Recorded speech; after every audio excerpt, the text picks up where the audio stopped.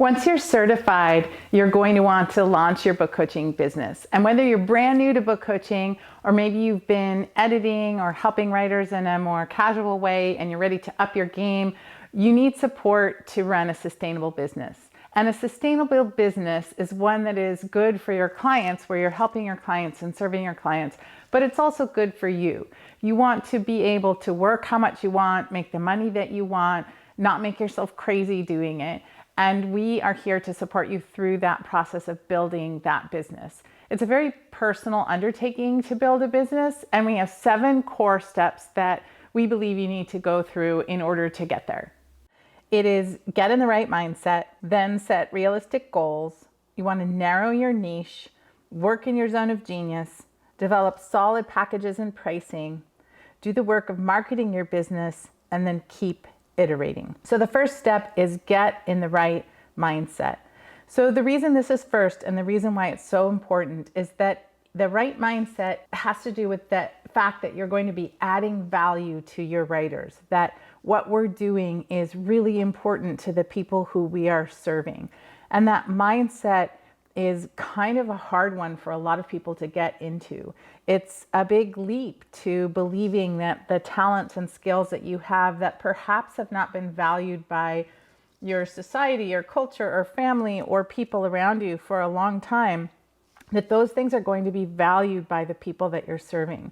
And it is a powerful thing to realize that you have something that people need, and that you have something that people want, and that you have something people are going to pay for. And that mindset is one that you have to rediscover over and over again. At every inflection point of your business, it can be difficult to step into that power and step into that mindset. And it's something that we're always working on, all of us together as we're growing our businesses, that belief that we have something valuable to offer. So that's always the place where you want to start. Then you want to set realistic goals. Too often people get into their business and they see the folks who are ahead of them by 2 or 3 or 4 or however many years, and they think, well, I want what they have, and I should be able to get to that in 6 months or a year, or whatever the time frame that you put on it is. And the truth is that growing a business is hard. It's quite like writing a book. It's a long-term project. It takes commitment and dedication. And the best thing to do is to set realistic goals for your first 6 months or a year, to not shoot for the moon. You can set big goals, of course, and ambitious goals, but if you set goals that you know you can reach, you're going to build confidence, and you're going to build a lot of systems and processes that you can lean on to grow even further. So just being clear about how much time you have to spend, what you have to do to get your first clients and serve them, and that it's going to take some time to build this business up to where you want it to be. We have designed a series of levels of book coaches just to help people level set their expectations and goals. So the first level would be if you're brand new to book coaching and you've never run your own business before, you're probably going to be starting here at level 1. And people at level 1 are coaches who are new to coaching, and they're building a new business. They've probably never taken money for book coaching before, and their goal is going to be to get their first client, to get their business system set up, to understand what they're going to charge, and to just very slowly do the things they need to do to build their business. At level 2, those are going to be coaches who now have a few book coaching clients, and they need a more consistent, steady stream of clients to run a sustainable business. So that's going to be their focus, is how do I get more people? How do I get my next set of clients? How do I offer things so that people will consistently come to me? Level 3 are coaches who have a steady stream of clients, and they can be more discerning now about who they choose to work with and what they choose to do. We believe that level 3 is where most coaches should aim to be, and many coaches stay at level 3 for their entire careers. Maybe they're doing book coaching to complement their writing career, or maybe they're doing it as a side gig. It is perhaps not their entire business or income, but it's something that they're committed to. They are good at it. It is consistently delivering them money and satisfaction. And level 3 is an awesome place to be. There are also coaches who want to step up to level 4. So those are coaches who are going to start leveraging their expertise in things like workshops or courses or group coaching. They're ready to expand out and spread their knowledge and expertise wider than they have been at level 3. And then at level 5 are coaches who are committed to being thought leaders in the book coaching industry. And they're people who are speaking at conferences and becoming known for what they teach and really stepping into their power as a book coach and perhaps writing books, perhaps running conference events and workshops. And we have coaches who are at level 5 as well. So our program accommodates anybody at any level, just stepping up that level that you are in your business and being realistic about where you are. And if you're a level 1 coach, not suddenly saying, well, I'm going to do the things for level 5, or I'm going to do the work at level 3. You just set those realistic goals, be clear about which level you're at, and then systematically work to get to the next level. And we find that that is the best way to proceed when launching a business. After you set realistic goals, the key to running a great business is to narrow your niche. You want to really identify your ideal client and what their pain is and how you can serve them. So you want to look at genre for sure. What genre are you going to be coaching? You want to look at what your client is trying to achieve in terms of their goals. Are they trying to finish a draft? Are they trying to learn how to revise? Are they seeking to self-publish? Are they trying to get an agent? Have they been trying to get an agent and it hasn't been working? You really want to know where in the process, in the creative process, your client is, so that you can give them the packages and the services that they need to reach their goals. That means really understanding what their pain point is. Why are they stuck at the place where they're stuck? What is their particular issue that they can't get over that you can help them with? And then looking at the stage of business that they are in as a writer, meaning, are they a brand new writer? Are they a writer who's trying to get their 3rd book delivered to their publisher? Where exactly are they in their career? So it's narrowing your niche in all these different ways and being extremely specific about who you're going to serve. That is the best way to run a business, because for one thing, all of us know who to send people to if we get somebody who is exactly that kind of writer that you serve. And it's easier to craft your messaging. It's easier to know what to do in terms of marketing and social media. If you can narrow your niche, you're going to be in good shape. Some of the examples of coaches who've narrowed their niche in Author Accelerators universe are people who focus on a type of writer, meaning they're a perfectionist writer who is working in women's fiction. And that's the frustration that they have, and that's the place where they're stuck. And their goal is to just get that manuscript to a place where they feel like they can let it go. That's one way of narrowing a niche. We have folks who help fantasy writers build their worlds, and that's their specialty, is how do you build that world and do enough research, but not do so much research that it overwhelms your process. We have people who focus on the type of topic that the writers are working on. Someone who is focused on fiction having to do with social justice and climate justice. That is one of our coaches' specialties. We have a coach who specializes in memoir for LGBTQ plus folks. We have a coach who specializes in Christian writers. So it's narrowing your niche in all these ways is the best way to start marketing your business. Once you've narrowed your niche, you want to think about your zone of genius. What are you best at in terms of helping these writers? What do you love best in the process and all the different ways that you can help them? Some people love to work with writers at certain stages. Here's an example.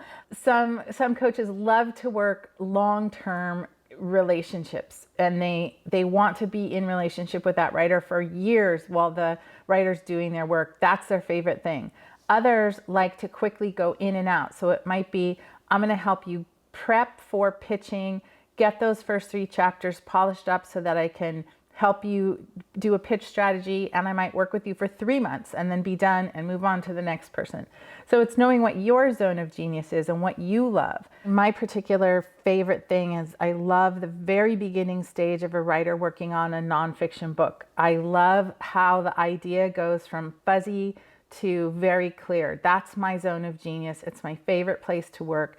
So after you narrow your niche, so in my case, let's say I'm going to work with nonfiction writers who are working on book proposals and seeking agents, and perhaps they've never done it before. Well, my zone of genius is helping them at the very beginning with their blueprint and get that idea really solidly into shape. And I might then pass that client off to a coach who specializes in polishing the proposal.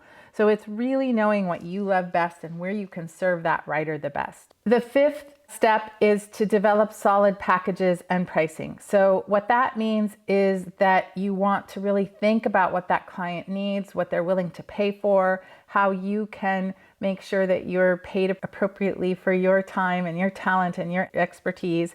Really thinking about where the client comes into your universe and where they go out of your universe. These are some of the things that you want to think about.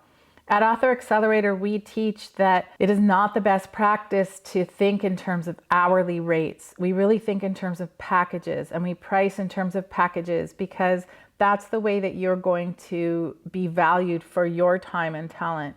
If you price your services according to how long you spend, you're actually going to punish yourself the better that you get. Because if you're faster at editing a page or faster at evaluating a manuscript or faster at whatever the skill is, and you're being paid by the hour, you're going to be paid less and less and less as you get better and better and better as a coach. So we really try to disengage the sense of being paid by the hour from how we set our pricing and packages. And we teach a lot of this in our business program.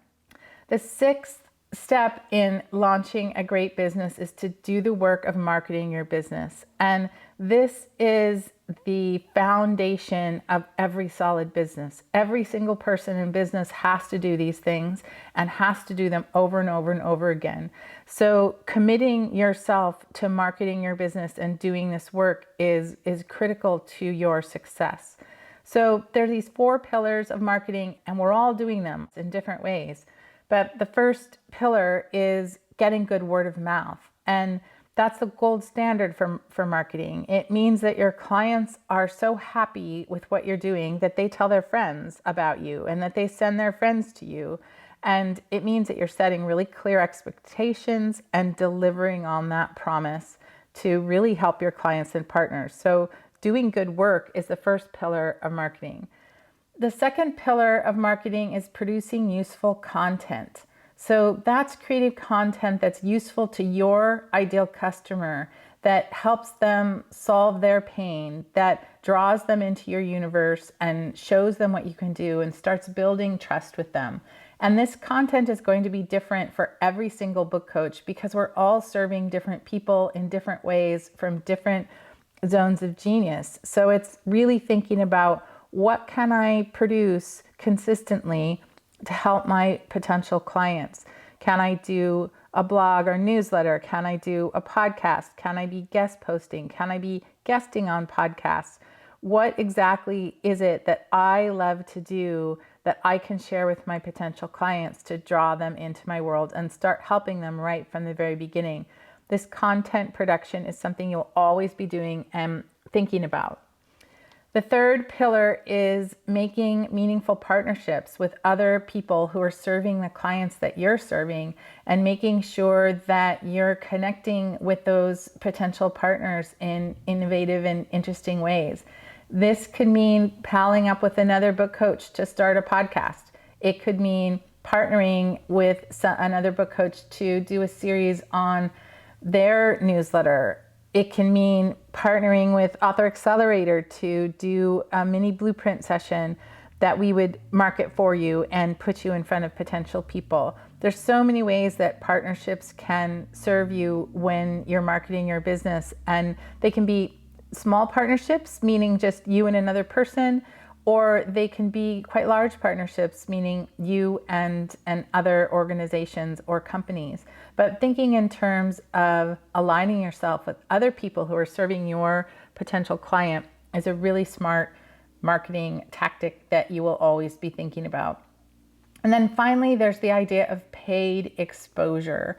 And what I mean by this is that you are putting yourself in some way in front of your ideal customer, and you're paying either with your time or with your money. So paying with your time means maybe you're a volunteer. One of our book coaches this year is leading the pitch at Thriller Fest. She's one of the volunteers who's putting in a lot of time and effort to connect writers with agents at the conference and help with that whole pitch process. And that's a kind of paid exposure. She's paying with her time and her expertise to connect with these people, to put herself in a position of influence, to find potential partners. And doing all that is a way of paying. You might also take an ad out in a local, if there's a local writing conference, you might do that, or you might do a free event for a local library, say. That's a kind of paid exposure because, again, you're donating your time and your expertise to this organization in order to get in front of their writers. So there's different ways of thinking about paying. It doesn't have to be taking out an ad, although it certainly can be. And as your business increases and grows, that's something you may want to think about. Finally, there is the concept of iterating, which is just doing all these things over and over and over again. The work of marketing a business never ends. It's part of what's fun about being a book coach, that constant growth, that constant learning, the constant trying. And it's also what's frustrating about being a book coach. There is no magic formula for what is going to work. And at Author Accelerator, we don't teach a magic formula. Like, if you do these things, you will have a great business. We don't believe that it works like that. We think if you follow these core philosophies and you work on these in your business and you iterate over and over again, you're going to land on the path that's right for you. So in order to support you through that iterative process of building your business, we have a business bundle, which I'll be talking about in the next video. We have our online community of coaches who are all doing the same work that you will be doing. They've all been trying and failing and iterating and thinking and changing their niche and making it more specific and changing their packages and pricing and learning what's working for them and learning what their zone of genius is. We're all in the business of doing this together, and that's part of what makes our community so strong. We have peer-recommended business tools and resources. Our coaches are going out and taking courses and using tools from some of the best online business people out there, and they're learning who they can trust and who is great and who works for book coaches and what kind of learning is right for you. And we maintain peer recommended lists and spreadsheets so that you don't have to guess about what to use. You can know, and you can go to folks who are using these tools and resources so that you know exactly where to go to learn what you need to learn. And then we also have ongoing seminars where we're learning about the business and about writing and about publishing and about what's happening so that we can continue to iterate each of our businesses to best serve our writers. And it's that ongoing thought process that makes our community so strong. It's important to note that going through these 7 steps and launching a book coaching business is not easy. It's just like certification is not easy, running a business is not easy, writing a book is not easy. None of it is easy. And I keep repeating that because I just don't believe in businesses that promise you, oh, if you follow these exact steps, you're going to get this exact thing. I just don't think it works like that. I think building a good business is very personal. It's finding what works for you. It's doing the work and realizing where your zone of genius is.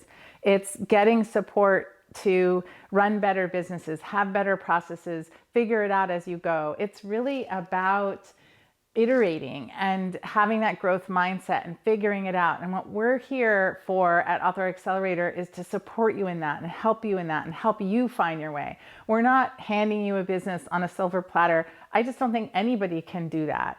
And we're not promising that. We're promising to help you find your way and help you do what you need to do to find the freedom that you want, the money that you want, the power that you want, whatever it is that you want in your business. We want to help you get there and support you while you do it.